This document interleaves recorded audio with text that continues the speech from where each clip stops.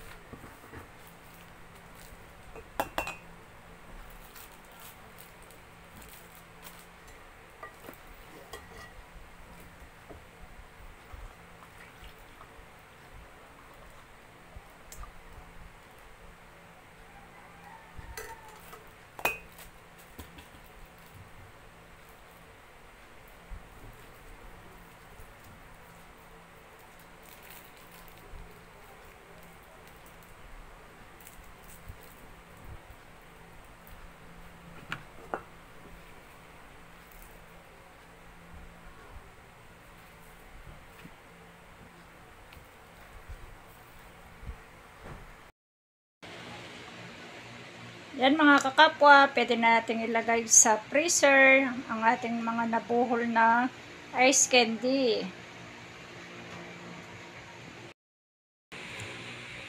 Yan mga kakapwa, tag 3 pesos po ito.